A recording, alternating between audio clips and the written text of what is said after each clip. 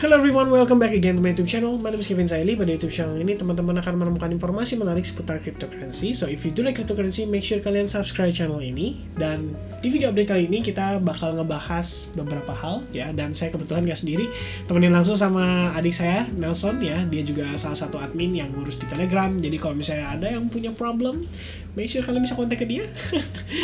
Dan by the way, di agenda video kali ini saya nggak akan bahas tentang technical analysis. Saya akan coba breakthrough ya, menuju ke arah fundamental, dan mungkin akan sedikit bahas-bahas tentang kayak gimana sih kita menyikapi kondisi yang saat ini dirasa-rasa orang itu sudah mulai memasuki bear market atau winter gitu ya.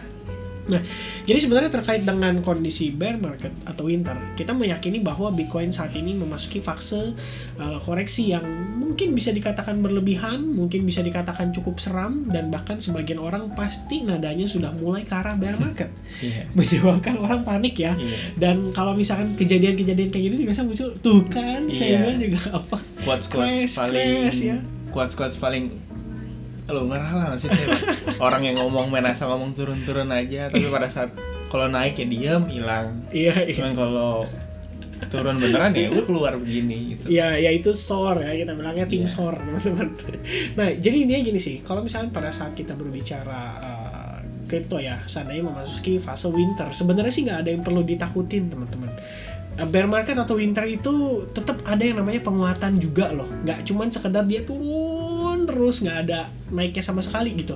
Dan lagi gini, sebetulnya sih justru winter atau bear market itu adalah satu kondisi di mana kita itu bisa memanfaatkan peluang untuk bisa mendapatkan harga kripto dengan lebih murah lagi. Gitu kan, harga diskon. Cuman yang menjadi problematikanya adalah karena kebanyakan teman-teman di sini mungkin ya yang entry terlalu awal, atau istilahnya entry tanpa adanya persiapan untuk memanage resikonya. Itu yang sebenarnya jadi problem, benar nggak? Betul.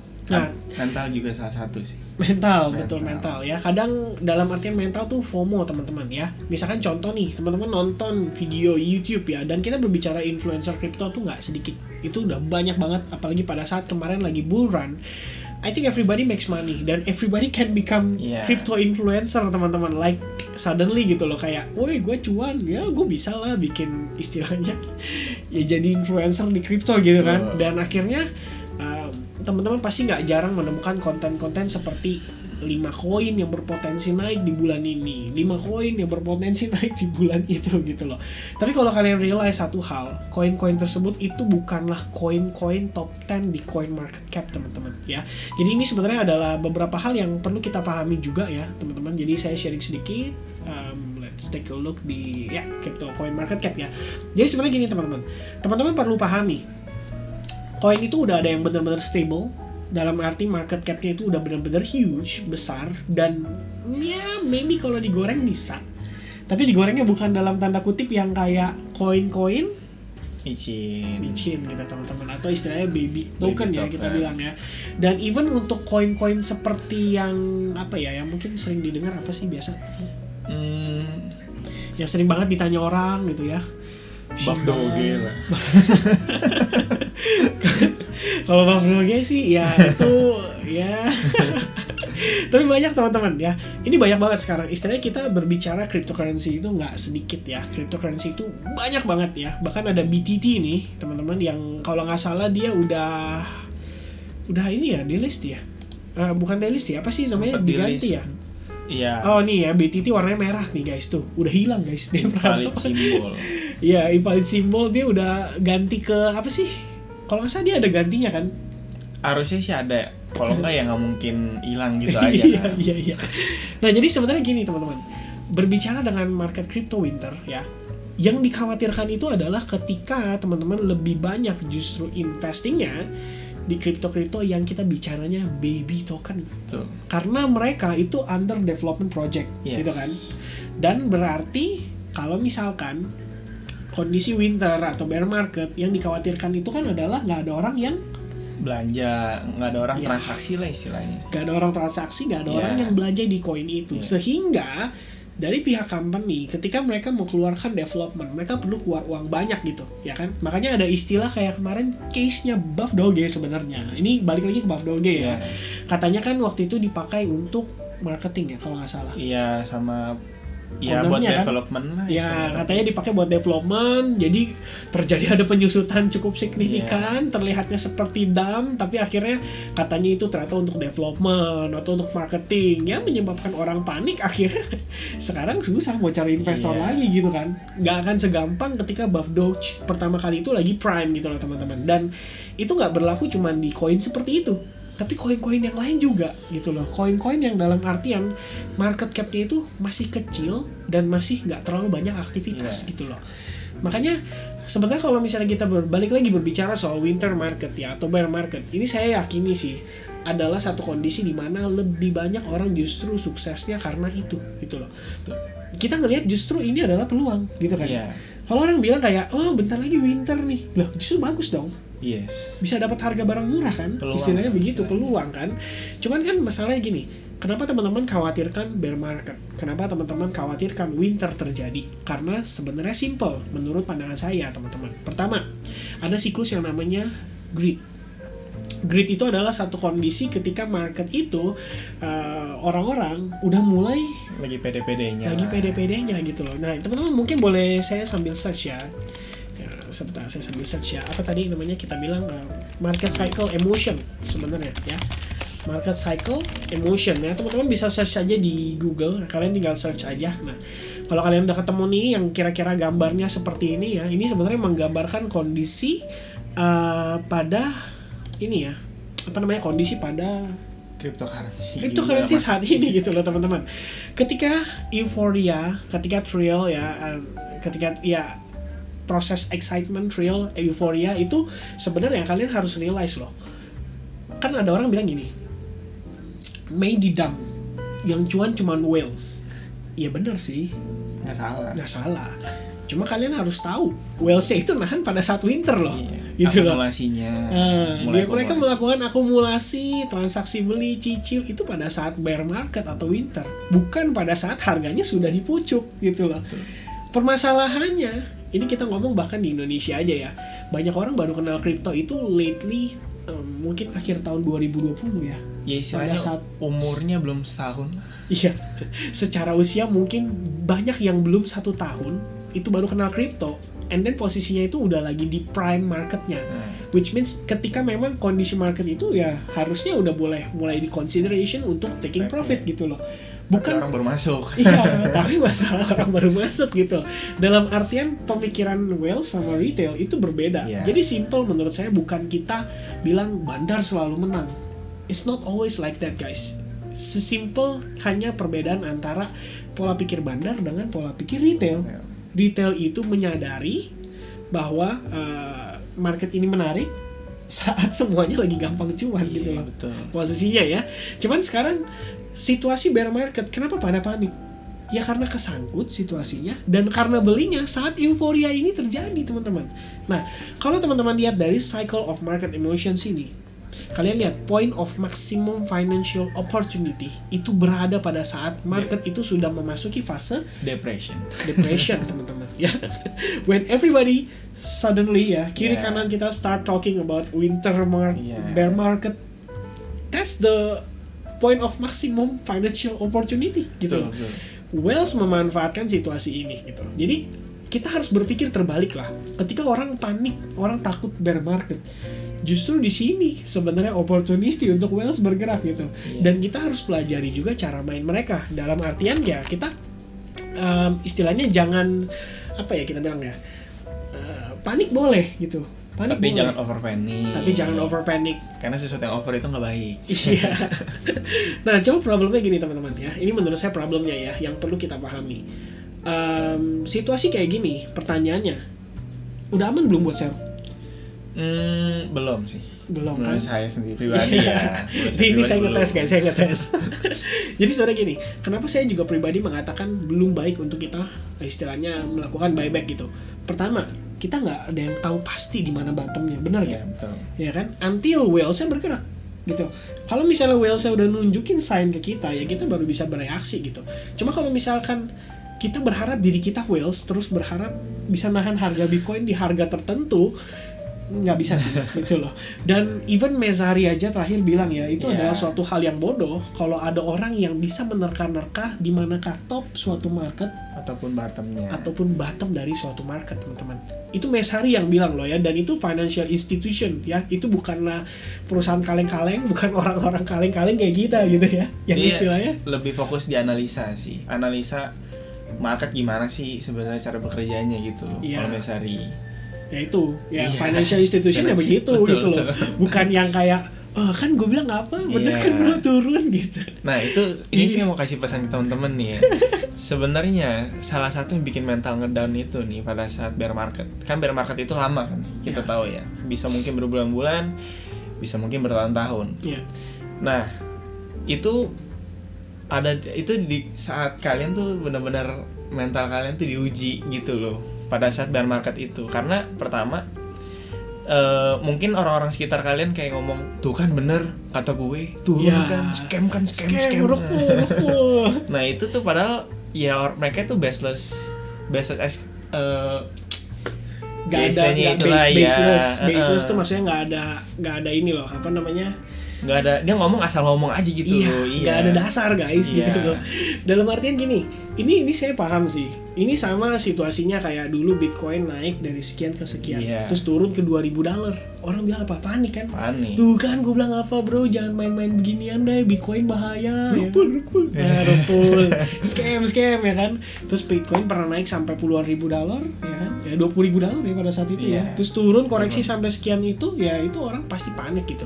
Dan ini bukan sekali dua kali sih, kejadian kayak gini tuh udah berkali-kali dari tahun ke tahun ketika Bitcoin itu ada sampai sekarang teman-teman ya. Makanya namanya siklus.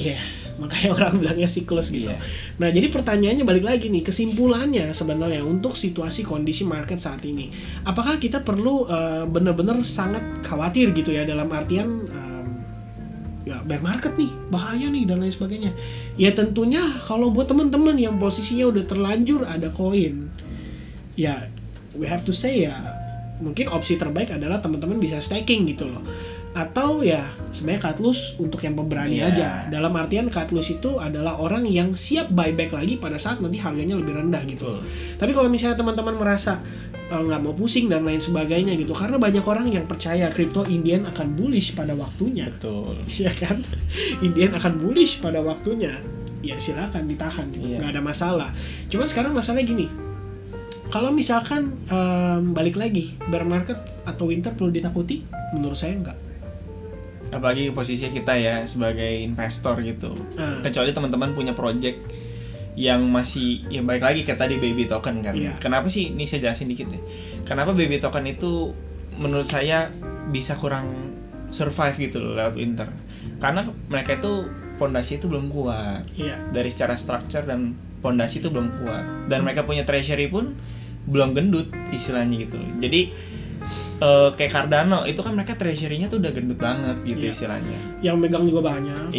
Nah, terus banyak yang di staking pula. Kalau baby token beda cerita. Mereka itu jadi istilahnya duit di dompetnya masih dikit nih ya. Tapi mereka harus keluarin banyak, tapi kondisinya juga baik lagi, nggak ada yang beli gitu. Maksudnya nggak ada pemasukan tapi keluarin banyak. Makanya kita nggak selalu nggak saran gitu loh. Makanya ya banyak sih yang request. Kok bahas dong koin berpotensi? Ya bukannya kita nggak mau bahas ya. Cuma kalau misalnya kondisinya bear market ya berabe kalian gitu loh. Ini yang sangat beresiko kalau menurut pandangan saya teman-teman ya.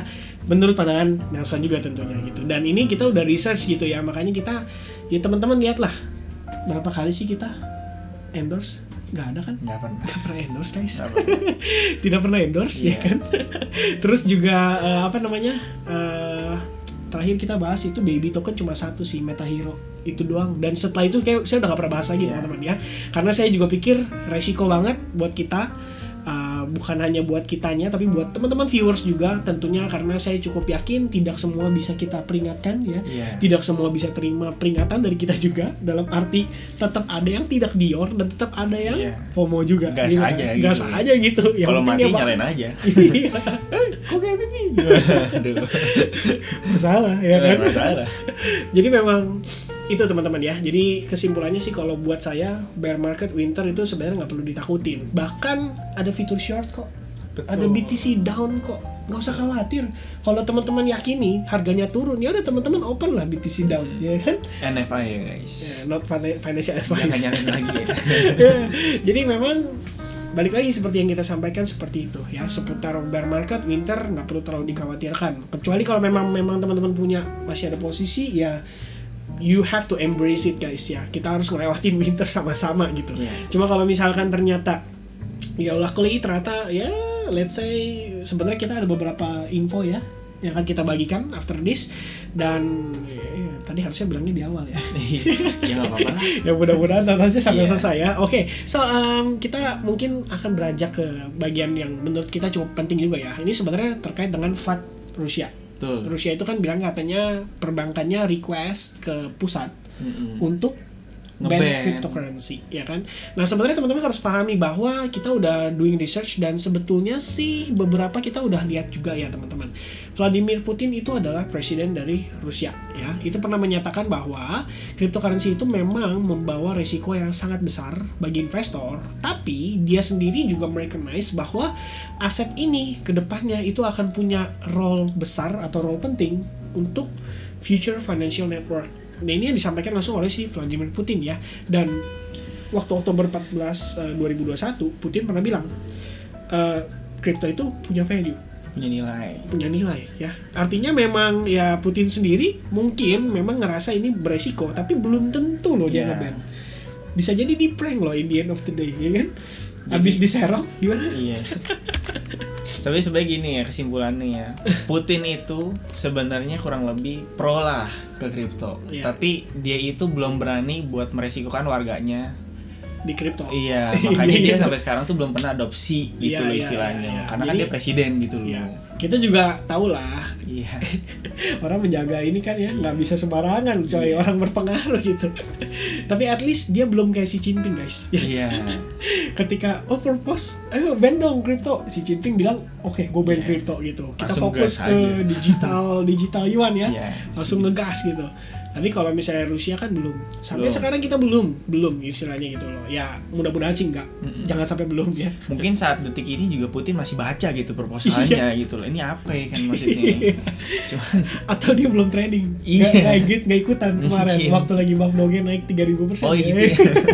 Jadi nyatakan Bang Doge. Nah terus satu lagi news yang cukup penting juga sebenarnya, ini ngebahas tentang the Federal Reserve ya. Jadi the Fed itu kan kemarin kita sadari bahwa kita nunggu report dari the Fed soal digital currency dan apa tadi namanya CBDC ya, atau Central Bank Digital Currencies gitu. Nah kita udah baca-baca sih teman-teman, dan ternyata the Fed sendiri, ini permintaan dari the Fed ya. Ini kita udah baca dari hasil bacaan ini, menurut kita ini part yang paling pentingnya tadi di mana? Oh ini dia. The Federal Reserve has released ya a January 2022 report outlining the potential benefit and downside of issuing a central bank digital currency ya. Berarti ini kan kayaknya mungkin lebih ke dia punya stable coin ya. Iya. Dia punya stable coin kan. Dan tadi udah disampaikan juga, katanya Jerome Powell bilang apa? Stable coin sama ini kan dikasih pertanyaan kan, bisa koeksis. Ya. Jadi kalau misalnya central bank USD ngeluarin dia punya digital currency sendiri, itu katanya bisa bersandingan lah dengan kripto lainnya. Jadi sebenarnya nggak jadi problem dengan adanya altcoin atau bitcoin gitu ya. Bersanding itu bukannya beradu ya? Bukan, bersanding itu bersebelahan. Oh iya. Bersebelahan. Ini bersebelahan ya. Ya intinya bersebelahan. Bisa hidup ya. bersama. Ya bisa hidup bersama. Jadi ya tadi dijelasin banyak sih ya, banyak intinya kalau misalkan dari pihaknya si siapa tadi kita bilang The Fed ya. Dia minta apa sih ini? It is asking for public comment ya. Jadi dia minta pendapat dari publik juga. Survei lah. Ya, survei dulu ya. Sampai nanti tanggal 20 Mei. Jadi 20 Mei kita baru bisa dapetin digital currency report ya. Karena sebenarnya di sini dijelasin, moreover the report made clear that the Fed itu nggak mau ngambil keputusan terlalu cepat ya, until dia mendapatkan support yang jelas dari anggota Kongres ya. Anggota Kongres yang kemarin sempat dipertanyakan tuh. Waktu apa namanya Jerome Powell testifies ya. Bukan dipertanyakan, mereka yang menanya justru. Iya mereka tanya ke Jerome kan. Ya intinya sih lebih kurang seperti itu teman-teman ya. Dengan situasi terkini kalau kita lihat nih kalau kita lihat ya dari situasinya si The Fed sendiri, menurut saya sih mereka melangkah dengan berhati-hati. Betul. Karena balik lagi kita harus menyadari teman-teman bahwa USD itu in the end adalah kita bilang USD itu in the end adalah mata uang yang paling kuat saat ini, mata uang yang mendominasi satu dunia di seluruh dunia gitu loh. Jadi memang nggak bisa segampang mereka kayak oke nih kayaknya bikin nih lancar gitu ya. Ya itu mungkin takes time lah. Jadi sampai kuartal 2 ya. Berarti sampai kuartal 2 bulan kita Mei tunggu reportnya nanti gitu kita tunggu reportnya mungkin baru ada pump ya. Mungkin until it happens mereka nunggu serok dulu kali ya. Bisa jadi. Jadi kayak tepanan dulu, Putin, lu udah serok belum? Cepetan nih, ya kan kita ditungguin nih berdua nih. Lu ditungguin pertanyaannya tadi ya kan, proposal ngeban, lu ngeban nggak? Kalau lu nggak ngeban, oke nih. Gua serok. Gua serok nih, abis gua serok, kita keluarin nih rilisnya, kita serok bareng-bareng. Karena faktanya ya ternyata ya di badan pemerintahan itu aja. Oh iya, terjadilah yang namanya insider trading. Benar. Jadi kalau misalnya teman-teman nonton yang The Fed ya waktu ini Jerome Powell testifies itu kan, iya, betul. FOMC meeting minutes yang terakhir dia banyak dipertanyakan sama anggota Kongres, itu ternyata ada pertanyaan yang paling to the point, itu nanya soal insider trading. Jadi gimana caranya mereka bisa mengurangi aktivitas, ya kan? Insider trading tuh gini loh teman-teman, kayak bro besok gua serok, lu siap-siap ya bikin berita gitu loh. Jadi curang lah istilahnya. Ya, istilahnya curang. Dapat duit duluan istilahnya gitu. Oke, so I guess teman-teman itu aja. Thank you so much ya buat teman-teman yang udah nonton video ini. Mudah-mudahan teman-teman bisa terhibur ya sedikit dengan konten tambahan yang kita bawakan melalui YouTube channel saya ya, tentunya bersama dengan Nelson.